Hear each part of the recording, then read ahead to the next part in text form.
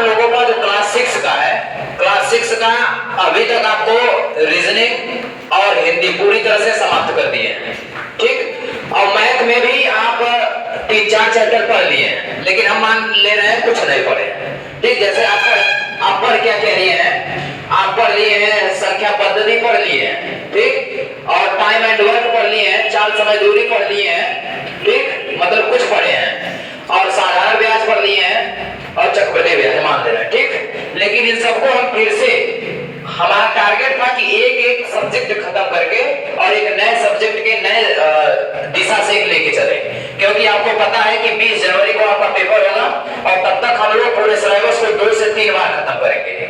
और एक ही चीज को जब बार बार पढ़ेंगे तो कहां जाएगा बात के, कहीं जाने नहीं दिया जाएगा, ठीक है ना। देखिए आज संख्या पद्धति स्टार्ट कर रहे हैं, और संख्या पद्धति में पहले कुछ ऐसी परिभाषाएं होती हैं, कुछ ऐसी संख्याएं होती हैं जिनको जान लेना जरूरी होता है। तो उन संख्याओं में देखिए सबसे पहली संख्या आपकी आती है प्राकृतिक संख्या, यानी जो प्रकृति ने हमको दिया है, ठीक है। और जो प्राकृतिक संख्या माना जाता है कि हमको प्रकृति यानी नेचुरली हमको मिल गया है। तो ये संख्याएं, इसमें मुख्य रूप से कितनी संख्याओं को जानना है, तो प्राकृतिक संख्या जिसको इंग्लिश में नेचुरल नंबर कहते हैं, एक पूर्ण संख्या जिसको इंग्लिश में होल नंबर कहते हैं, और एक पूर्णांक संख्या जिसको इंटीजर नंबर कहते हैं, और एक सम संख्या जिसको हिंदी में इंग्लिश में इवन नंबर, और विषम संख्या इसको ऑड नंबर कहते हैं, और एक अभाज्य संख्या जिसको प्राइम नंबर कहते हैं, और एक समअभाज्य संख्या जिसको को प्राइम नंबर, और एक भाज्य संख्या जिसको कंपोजिट नंबर कहते हैं, ठीक है। क्या हुआ, ठीक, कहीं दिक्कत होगा तो बता देना, अभी जब समझाएंगे, ठीक है ना। यहाँ देखिए परिमेय संख्या, परिमेय संख्या को इंग्लिश में रेशनल नंबर कहते हैं, और अपरिमेय संख्या को इरेशनल नंबर कहते हैं, और लास्ट में जो सभी संख्याओं का मिश्रण है वो रियल नंबर यानी वास्तविक संख्या होती है, ठीक है ना। क्या होती है, वास्तविक संख्या होती है, ठीक है ना। अब इसमें सबसे पहले हम लोग जानेंगे कि प्राकृतिक संख्या की होती क्या है, क्यों प्राकृतिक संख्या को हमको पढ़ना पड़ता है, ठीक है। अच्छा ये बताइए कि कोई भी संख्या आपको, यदि कोई भी चीज मान लीजिए यहाँ पे 10, यहाँ पे सेब रखा हुआ है, तो कैसे हम कहें कि ये सेब इन लोगों में बांट दो, ठीक है। यहाँ पे बहुत ज्यादा सेब रखा हुआ है, हम कहें इन लोगों में बांट दो, लेकिन फिर हम कहें कि देख लो कितने लोग हैं और कितना सेब है, तो उसके लिए आपको गिनना पड़ेगा कि नहीं गिनना पड़ेगा। और जहां से गिनती स्टार्ट होती है, यानी जहां से गिनना आप शुरू करते हैं, कभी गिनना आप 0 से शुरू करते हैं क्या, नहीं करते हैं ना। कहां से शुरू करते हैं, 1 से। तो यानी ऐसी संख्याएं जिनको हम गिनने में प्रयोग करते हैं, किसमें, जिनको हम गिनने में प्रयोग करते हैं, वे संख्याएं प्राकृतिक संख्या कहलाती है। क्या कहलाती है, प्राकृतिक संख्याएं कहलाती हैं। प्राकृतिक संख्याएं जैसे 1 2 3 4 5 6 जैसे ऐसे ही गिनते हैं। जैसे अभी हम कहते हैं कि आप लोगों की संख्या कितनी है, तो कोई खड़ा होकर काउंट करेगा 1 2 3 4 5 ऐसे काउंट करेगा नहीं। एक बार दिखा दीजिए संख्या कितनी है। ये है कक्षा 4 और 5 वाले छात्र, पूरे नीचे आगे भी एक कितने हैं, एक कक्षा 4 और 5 वाले छात्र हैं, ठीक है ना। एक कक्षा 4 और 5 वाले छात्र यहाँ ऑफलाइन बैच में हैं, और आप लोग जहां भी देखें ऑनलाइन है, ये ऑफलाइन बैच हम लोगों का निःशुल्क चल रहा है, जानते हैं ना, ठीक है। देखिए प्राकृतिक संख्या यानी नेचुरल नंबर क्या होता है, तो ऐसी संख्याएं जिनको हम गिनने में प्रयोग करते हैं। किसमें प्रयोग करते हैं, गिनने में, ठीक है। गिनने के लिए हमको, हम जैसे गिनने के लिए हम कहां से स्टार्ट करते हैं, 1 से, तो वही जहां से 1 से गिनना चालू करते हैं वही संख्या क्या होती है, प्राकृतिक संख्या या नेचुरल नंबर होता है, ठीक है ना। अब उसके बाद जब वही प्राकृतिक संख्या में, जब उसी गिनने में, जैसे यहाँ पे हम गिन लिए 1 2 3 4 5 ऐसे डॉट डॉट डॉट गिन लिए, ठीक। अब कहा गया कि जब प्राकृतिक संख्या में, किसको, प्राकृतिक संख्या में 0 को भी शामिल कर दिया जाता है। किसको शामिल कर दिया गया, 0 को भी। जब प्राकृतिक संख्या में 0 को भी शामिल कर दिया जाता है तो ये संख्याएं क्या हो जाती हैं, पूर्ण संख्याएं या होल नंबर हो जाती है। क्या हो जाती है, पूर्ण संख्या, होल नंबर हो जाती है, ठीक है ना। समझ में आया कि नहीं आया। जब देखिए, जब सबसे पहले आपको प्राकृतिक संख्या तो याद होना ही होना है, ठीक। क्या होना चाहिए कि ऐसी संख्याएं जिनको हम गिनने में प्रयोग करते हैं प्राकृतिक संख्या कहलाती है। जैसे 1 2 3 4 5 6 7 8 9 10 etc, बहुत ज्यादा, मतलब जा सकते हैं अनंत तक, ठीक। और उसके बाद बात आती है कि आखिर होल नंबर क्या होता है। तो होल नंबर का निर्माण कहां से हुआ है? प्राकृतिक संख्या से ही, प्राकृतिक संख्या से ही। ठीक है, अगर प्राकृतिक संख्या आपको ना पता हो तो आप होल नंबर की परिभाषा नहीं दे सकते हैं, ठीक है ना। तो इसलिए कहा जाता है कि होल नंबर उस संख्या को कहते हैं जब प्राकृतिक संख्या में जीरो को भी शामिल कर दिया जाता है या ऐड कर दिया जाता है, ठीक है ना। तो होल नंबर की परिभाषा ऐसे बताएंगे कि जब प्राकृतिक संख्या में जीरो को भी शामिल कर देते हैं, किसको? जीरो को भी शामिल कर देते हैं, तो ये सभी संख्या क्या हो जाती हैं? पूर्ण संख्याएं या होल नंबर हो जाती हैं। क्लियर? अब ये बताइए प्राकृतिक संख्या और पूर्ण संख्या समझ में आया कि नहीं आया? ठीक, किसी को डाउट? ईमानदारी से बताना, समझ में आया कि नहीं आया? ठीक, चलिए अब पूर्णांक संख्या देखिए क्या होता है। इसको देखिए कॉपी में नोट तो किया ही जाएगा, क्योंकि मान लीजिए भविष्य में आपको भूल जाए, लेकिन भूलना नहीं है आपको, आपको दिमाग में नोट करना है। कहाँ नोट करना है? दिमाग में। जब एक बार दिमाग में नोट कर लेंगे तो दुनिया की कोई ताकत आपके दिमाग से नहीं निकाल सकती है, ठीक है ना। तो दिमाग में हमको नोट करना है। तो प्राकृतिक संख्या आपने नोट कर लिया, पूर्ण संख्या आपने नोट कर लिया, बात है पूर्णांक संख्या में। पूर्णांक से देखिए तीन तीन का हम जोड़ा बना देंगे, एक तीनों एक साथ पढ़ाएंगे आपको, सम विषम एक साथ पढ़ाएंगे, और अभाज्य और सहभाज्य और भाज्य ये तीनों एक साथ बताएंगे, और हई तीनों एक साथ बताएंगे, ठीक है। बस केवल कितना ग्रुप आपको याद रखना है? 1 2 3 4 ग्रुप में टोटल सभी संख्याएं आपकी आ जाएंगी। तो पहला ग्रुप में हम लोग देखें कि प्राकृतिक देख लिए, पूर्ण संख्या देख लिए, अब आते हैं पूर्णांक पे। तो पूर्णांक संख्या क्या होती है? देखिए पूर्णांक संख्या जो होती है वह जब क्या कहेंगे? जब कहेंगे कि जब प्राकृतिक संख्या में, ठीक, जब प्राकृतिक संख्या के साथ, ऐसे बोलेंगे, जब प्राकृतिक संख्या के साथ, ठीक, या ऐसे बोलेंगे, देखिए कहां से आवाज आ रही है?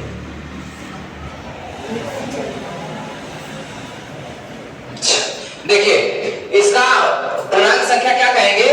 कहेंगे कि जीरो के साथ जब प्राकृतिक संख्या में, किसके साथ? जीरो के साथ, जीरो के साथ जब प्राकृतिक संख्या में ऋणात्मक संख्या को भी शामिल कर दिया जाता है तो ये पूरी संख्याएं क्या कहलाती हैं? पूर्णांक संख्या कहलाती है। देखिए ऐसे कहेंगे कि जब प्राकृतिक संख्या में जीरो के साथ, ऐसे बोलेंगे कि जब प्राकृतिक संख्या में जीरो के साथ ऋणात्मक संख्याओं को भी शामिल कर दिया जाता है, किसको?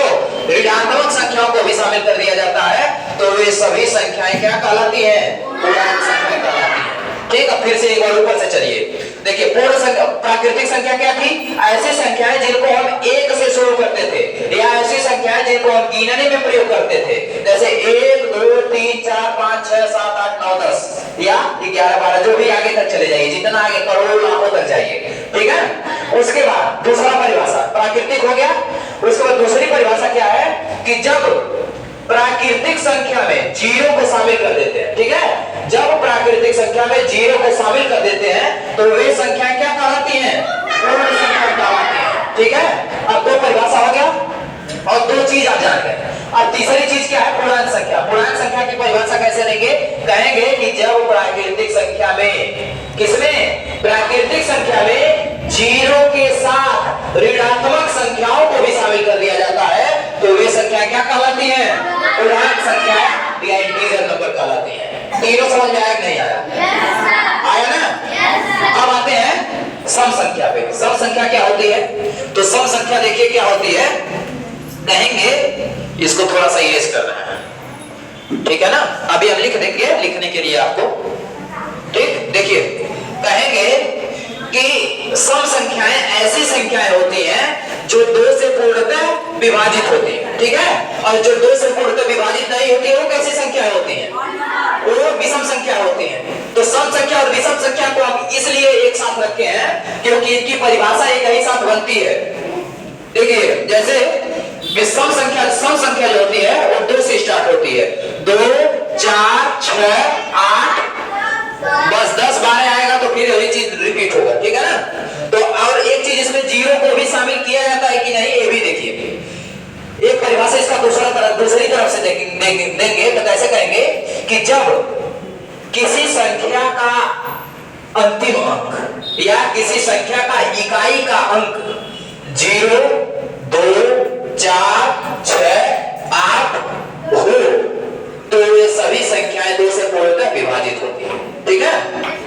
2 से पूर्णतः विभाजित होती है। और आपको पहले बता दिए हैं जो संख्याएं 2 से पूर्णतः विभाजित होती है वो क्या कहलाती है?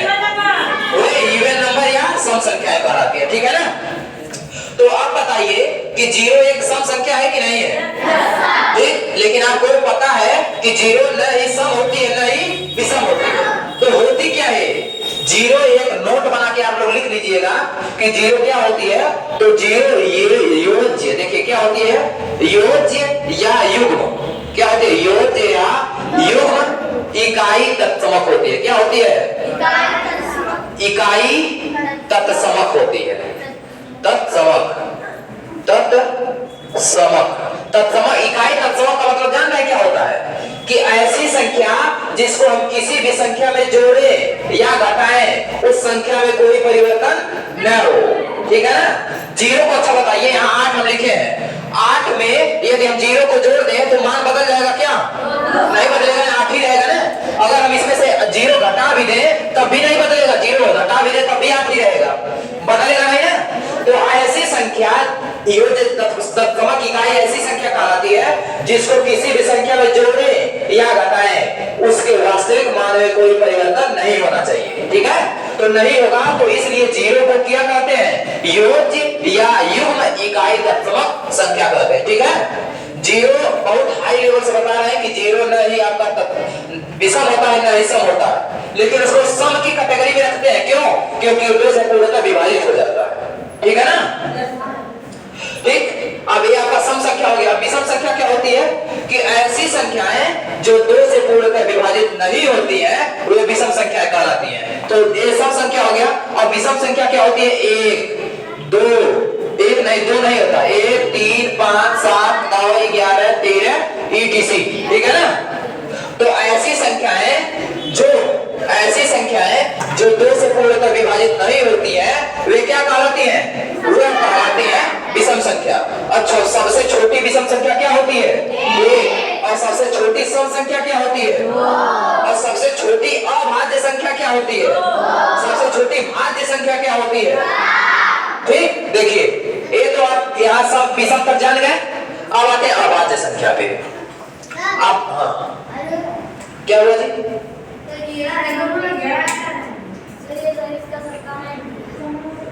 ठीक है, चलो अभी शांत रहो, इधर देखो। अभी दोनों लोगों को खड़िया कभी पूछेंगे और नहीं बता पाओगे तो बताएंगे। अभी शांत रहो, देखो यहाँ से अभाज्य संख्या क्या होता है? अभाज्य संख्या, तुम यहाँ आओ, यहाँ आओ, उठ के इधर आ जाओ, इधर आओ, इधर आ जाओ, बैठ जाओ यहाँ। क्यों वहीं बैठोगे? वहीं बैठोगे? बैठो, ठीक है। कोई दिक्कत होगा बताओ, अभी बताएंगे उसको। देखो अभाज्य संख्या क्या होती है? प्राइम नंबर इसको इंग्लिश में कहते हैं। ध्यान से समझ लेना, अभाज्य संख्या का रोल बहुत बड़ा होता है।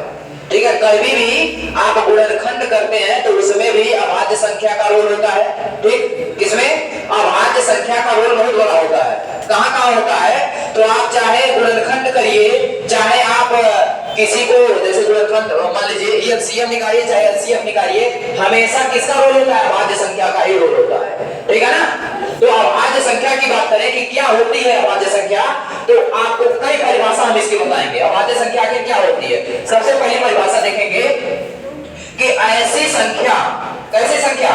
ऐसी संख्या जिसके केवल एक एचसीएफ हो, यानी जिसका एचसीएफ केवल एक हो, एक के अलावा अन्य कोई न हो, एक हो, इसको क्या कहते हैं?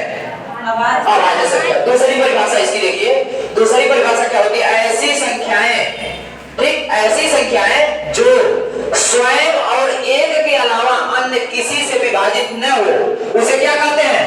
अभाज्य संख्या कहते हैं। दो परिभाषा होगा और दोनों परिभाषा को जैसे हम देखिए यहाँ पे हम कहते हैं कि 2 3 4 3 संख्या लिखे हैं। ठीक, लगातार 2 3 4 1 भी लिख लो, 1 2 3 4 एक। देखिए एक में अगर एक से डिवाइड, स्वयं का मतलब वही संख्या, एक से डिवाइड किए और एक, ये दोनों एक ही संख्या है ना, इसमें कोई बदलाव नहीं है। कम से कम 2 संख्या होनी चाहिए। ठीक है ना? तो यहाँ पे एक हो ही नहीं सकते, ये केवल एक क्या होता है? केवल विषम संख्याएं होती है। ठीक है ना? अब यहाँ बात करेंगे 2 की, तो 2 देखो, 2 स्वयं का मतलब 2 खुद, ठीक, और एक के अलावा अन्य किसी संख्या से 2 कट जाएगा? नहीं कटेगा ना। यही हो जाएगी अभाज्य संख्या। पूछा जाता है कि सबसे छोटी अभाज्य संख्या क्या होती है, तो क्या कहेंगे? 2 होती है। क्या होती है? 2 होती है। ठीक, उसके बाद 3 की तरफ आएंगे तो 3 भी देखिए स्वयं और 1 के अलावा और किसी से विभाजित होगा? नहीं होगा ना। उसके बाद 4 पे आइए तो 4 देखिए 4 स्वयं हो गया और 1 के अलावा और किससे विभाजित होगा? 2 से होगा? नहीं होगा? होगा ना। तो जैसे ही 2 से विभाजित होगा तुरंत तो क्या हो जाएगा? भाज्य संख्या हो जाएगी, यानी वो अभाज्य अब नहीं रही, क्योंकि अभाज्य का रूल है, अभाज्य का नियम है कि वह संख्याएं अभाज्य संख्या कहलाती है जो स्वयं और 1 के अलावा अन्य तीसरे से विभाजित नहीं होती है। तो यह तो 4 से विभाजित था, 1 से भी था, लेकिन 2 से भी तो हो गया विभाजित, इसलिए यह 4 अभाज्य संख्या नहीं है। अभाज्य संख्या का परिभाषा क्या होता है कि वे संख्याएं जो स्वयं और 1 के अलावा अन्य किसी भी संख्या से विभाजित नहीं होती हैं, वे क्या कहलाती हैं? अभाज्य संख्या। ठीक है ना। तो ये हो गई आपकी अभाज्य संख्या। अब इसी और अभाज्य संख्या आपको बहुत ज्यादा नहीं, 1 से यहाँ से 1 से 100 तक केवल आपको याद रखना है कि कौन कौन से अभाज्य संख्या होती है। तो सबसे छोटी अभाज्य संख्या है, सबसे छोटी अभाज्य संख्या 2 होती है। उसके बाद 3, 5, 7, 11, 13, 17, 19, 23, 29, 31, 37, 41 और 43, 47, 53, 59, 61, 67, 71, 73, 79 और 83, 89 और 97। टोटल 1 से 100 तक जो संख्याएं होती हैं अभाज्य, वो 25 होती है। कितनी होती है? 25 होती है, यानी 25 होती है। और 1 से 25, 1 से अगर 50 तक की बात, 1 से 100 तक की संख्याएं हैं अभाज्य, और 1 से अगर 50 तक की बात करें तो 15 संख्याएं होती है। कितनी संख्या होती है? 15 संख्याएं होती है। और अगर 1 से लेकर 25 तक की बात करें तो 9 संख्याएं होती है। देखिए 9 संख्या है, 1 2 3 4 5 6 7 8 9 संख्या है कि नहीं? 25 तक बात की है ना। तो इसके बाद 25 आएगा, फिर 29 आएगा, 25 से ज्यादा हो जाएगा, तो इसलिए 23 तक ही लेंगे। तो 1 से 25 तक कितनी अभाज्य संख्या है? 9 है। और 25 से 50 तक कितनी है? तो 15 में से 9 घटा दोगे तो 6 आ जाएगा। ठीक है ना। तो क्या आया कि 1 से 100 तक अभाज्य संख्याएं 25 हैं और 1 से 50 तक अभाज्य संख्याएं 15 हैं और 1 से 25 तक अभाज्य संख्याएं 9 है। ठीक है ना। अभाज्य संख्या पता चल गया क्या होती है? किसी को डाउट है अभाज्य संख्या क्या होती है? किसी को है? हो तो ईमानदारी से बता दो। नहीं है ना। ठीक। अब सहअभाज्य देखो, सहअभाज्य क्या होती है? सेम इसका पहला परिभाषा याद करो जो कहे हैं, पहला परिभाषा, यानी ऐसी संख्याएं जिनका HCF 1 हो। कितना हो? 1 हो। ऐसी संख्याएं जिनका HCF 1 हो उसे क्या कहते हैं? सहअभाज्य संख्या, यानी को प्राइम नंबर। ठीक है। जैसे देखो 2 और 3 का HCF अगर निकालोगे HCF तो 2 से काटोगे एक बार में और 3 से निकालोगे तो 3 से काटोगे। देखो दोनों में क्या मिल रहा है? कॉमन एक ही मिल रहा है ना। तो एक आपका, तो ये अभाज्य संख्या हो जाएगी। उसके बाद देखो 5 7 हो जाएगा, 12 25 हो जाएगा, 16 49 हो जाएगा, यानी सबका HCF क्या है? 1 है। केवल जिसका HCF 1 होगा वही संख्या सहअभाज्य होगी। इसके बाद बात करें भाज्य संख्याएं। भाज्य संख्याएं, अब जैसे सेम परिभाषा आप देखे हैं अभाज्य का, उसी से थोड़ा सा बस उसमें नहीं शब्द जुड़ जाएगा। नहीं शब्द था, इसमें हट जाएगा। देखिए क्या होगा, कहेंगे कि ऐसी संख्याएं जो स्वयं और 1 के अलावा, सेम उसी का परिभाषा देंगे, स्वयं और 1 के अलावा तीसरी संख्या से भी या अन्य संख्या से भी विभाज्य हो जाती है। ठीक है ना। क्या हो जाती है? विभाज्य हो जाती है। और अभाज्य संख्या में क्या कह रहे थे कि विभाज्य नहीं होती है, और इसमें क्या है? विभाज्य हो जाती है। तो जो संख्याएं विभाज्य हो जाएंगी स्वयं और 1 के अलावा तीसरी से, वह संख्या क्या कहलाएगी? भाज्य संख्या। और सबसे छोटी भाज्य संख्या क्या हम लोग देखे हैं? 4 होती है। सबसे छोटी भाज्य संख्या क्या होती है? 4 होती है। ठीक है ना। 4 के बाद आपका 6 हो जाएगा, 8 हो जाएगा, 9 हो जाएगा, 10 हो जाएगा, 12 हो जाएगा, उसके बाद 14 15 हो जाएगा। ठीक है ना। तो ये भाज्य संख्या समझ में आया। अब आते हैं परिमेय संख्या पे। देखो 3 ग्रुप हम लोग देख लिए, अब आते हैं चौथा ग्रुप, परिमेय और अपरिमेय और वास्तविक। परिमेय संख्या क्या होती है? तो परिमेय संख्या की अगर बात करें तो ऐसी संख्या जिसको हम P बटे Q के रूप में लिख सकते हो। किसके रूप में? P बटे Q के, यानी ऊपर और नीचे लिख सकते, यानी अंश बटे हर के रूप में लिख सकते हो। उसी को क्या कहते हैं? परिमेय संख्या कहते हैं। क्या कहते हैं? परिमेय संख्या कहते हैं। ठीक है ना? और जहां पे जो नीचे वाला हर होता है वो 0 के बराबर नहीं होना चाहिए। ठीक है ना? जैसे P बटे Q के रूप में लिख सकते हैं, तो जहां Q जो होता है वो 0 के बराबर नहीं होना चाहिए। ठीक है ना? समझ में आया? जैसे 1 बटे 3, 4 बटे 2, 5 बटे 6, 0 हो जाएगा नहीं? 0 देखो कैसे हो जाएगा, क्योंकि 0 को आप क्या कर सकते हैं? 0 को आप 0 बटे 1 लिख सकते हैं कि नहीं लिख सकते हैं? जैसे देखो यहाँ पे 0 हम लिखे और 0 बटे 1, तो ये P बटे Q के रूप में हो गया कि नहीं हो गया? P बटे Q। अब 1 में 0 में 1 से भाग देंगे तो 0 ही होगा ना, लेकिन 1 बटे 0 आप नहीं लिख सकते हैं, क्योंकि 1 बटे 0 अपरिभाषित हो जाता है, इसका मान अनंत होता है। ठीक है ना? किसी भी संख्या की अगर नीचे 0 है तो उसका मान अनंत होता है, ये जान लीजिएगा। ठीक है ना? और देखो करनी में यहाँ पे कुछ और लिखे हैं, करनी में 16, तो करनी में 16 का वर्गमूल निकालेंगे तो कितना आएगा? 4, और 4 को 4 बटे 1 लिख सकते हैं कि नहीं? देखो जितनी संख्याएं हैं सभी संख्या के नीचे 1 लिख सकते हो और 1 से गुणा भी कर सकते हो, उसमें कोई अंतर नहीं होता। ठीक है ना? अब इनके अलावा जो संख्याएं बचती है वो अपरिमेय संख्याएं कहलाती हैं। अपरिमेय संख्याएं क्या होती हैं? ऐसी संख्या जिनको P बटे Q के रूप में नहीं लिखा जा सकता। परिमेय संख्या को लिख सकते थे और इसको नहीं लिखेंगे। ठीक है? नहीं लिखा जा सकता है, उसी को क्या कहते हैं? अपरिमेय संख्या। जैसे जितनी अभाज्य संख्याएं आपकी है ना, सभी अभाज्य संख्याएं यदि करणी में हो जाए, किसमें हो जाए? करणी में हो जाए, तो वह क्या हो जाती है? अपरिमेय संख्या होती है। और इसमें एक सवाल आप याद रखिएगा कि जो पाई होता है ना, पाई एक अपरिमेय संख्या होता है, लेकिन पाई का ही मान एक होता है 22/7 और एक मान इसी का होता है 3.14। ठीक है ना? तो हाइट 22/7 है और 3.14 और इसी का मान 180 डिग्री होता है। ठीक है ना? तो 3 मान इसके होते हैं। अगर पाई और 180 डिग्री दिया है, डिग्री में दिया है, तो ये सब क्या होते हैं? अपरिमेय। लेकिन 22/7 और 3.14 ये आपके परिमेय संख्या होती है। ठीक है ना?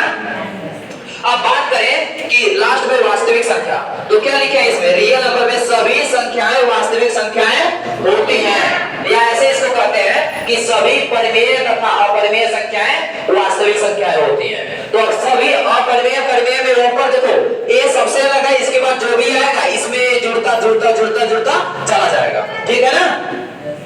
इतना समझ में आया कि नहीं आया? किसी को डाउट है? अगर लिखे नहीं हो तो लिख लो, और उसके बाद तो फिर और सोमवार को देखो सर जी आ रहे हैं और सोमवार को आपका टेस्ट होगा। ठीक? टेस्ट आज ही होने वाला था। ठीक है ना? लेकिन उन्होंने कहा कि हम आ रहे हैं और हमारे सामने टेस्ट होगा। कल एकदम सर वेलकम है आपका, आप स्वयं टेस्ट लीजिए। ठीक है ना? और केवल आपका रीजनिंग का टेस्ट होगा। ठीक है ना? तो आपका रीजनिंग 10 चैप्टर पढ़ा दिए हैं और उसको बहुत खूब अच्छे तरीके से प्रयास कीजिए। अभ्यास प्रश्नावली और विगत वर्षों में पूछे गए प्रश्न, सारे प्रश्न आपको क्या करने हैं? प्रैक्टिस करने हैं। ठीक है ना? ठीक है, लिखिए इसको। हाँ, कल छुट्टी रहेगा।